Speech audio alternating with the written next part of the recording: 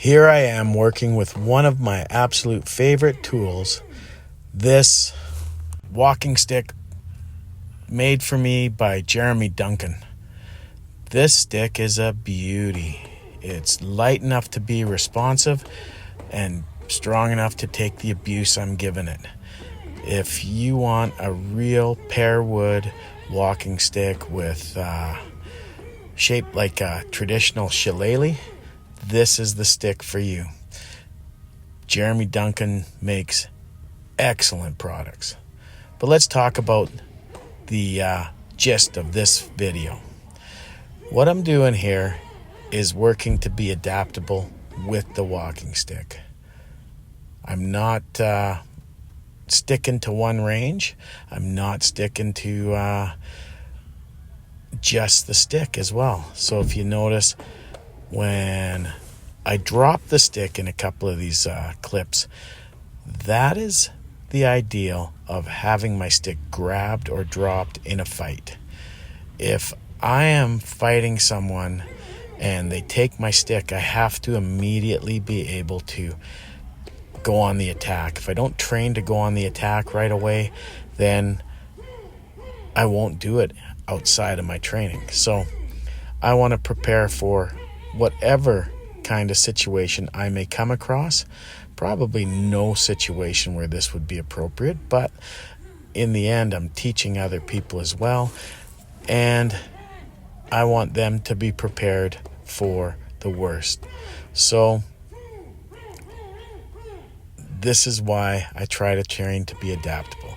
So there you saw me close into the clinch and then move into another weapon.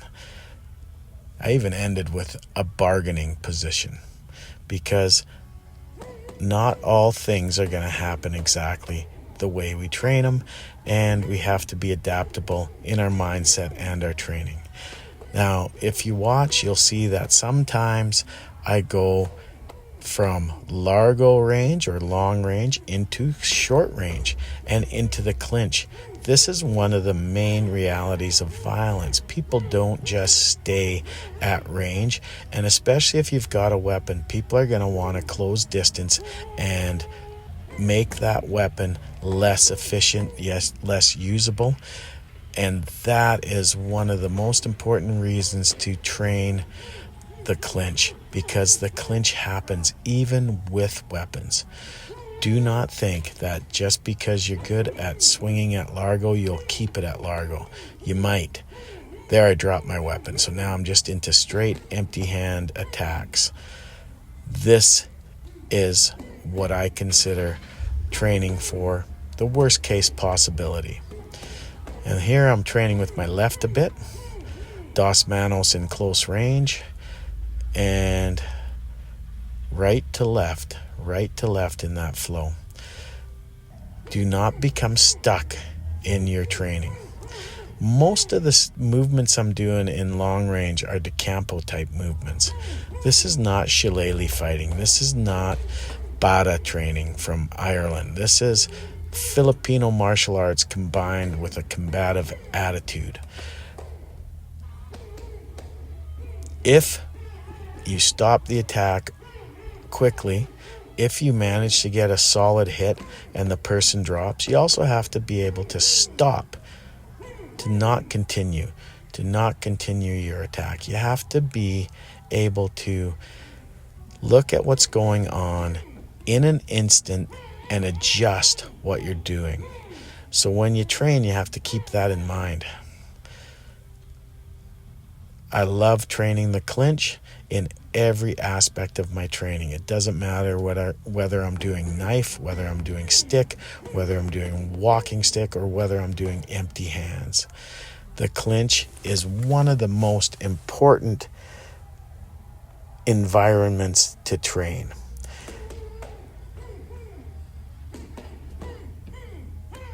Going from largo to corto, and then pulling a weapon, another weapon, adjusting. Now that, as I said in my last video, that Uncle Henry folder is not a good folder for tactical knife, but it is a kind of folder that allows you to carry it in most places. It's not a threatening looking folder, and it's definitely not an efficient folder for using as a self-defense tool or as a counter-violence tool. But it is such a socially acceptable type of folder to carry. I take the time to train with it, because in Canada, the knife laws are very, very stringent. They're very open in one regard. There's no length law. There's nothing like that.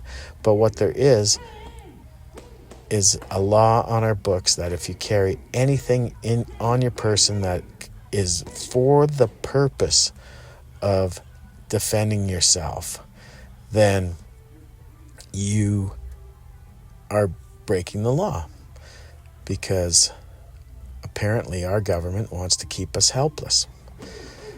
So, as an older guy with sciatica, a walking stick is actually a handy thing to have when my sciatica's acting up. This weapon, this beautiful walking stick, is something that I carry quite often, and not for the purpose of defending myself, for the purpose of helping me balance when I'm limping along, giving me extra support when my right leg is dragging, because unfortunately that's what I deal with. You know, you wouldn't think that when you see me moving in these videos, but after 25-30 minutes of stick training like this, I have to sit for a bit because I'm getting old. But back to the point. This kind of training is really important, in my opinion, if you are going to carry a walking stick. You got to hit targets. You got to vary your range. You got to change hands. You got to become adept with both hands.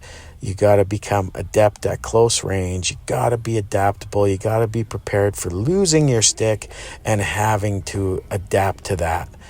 It's not just going to be working in your favor. In fact, even if you have an improvised weapon, you can still have your ass kicked. You can still be assaulted. You can still be murdered.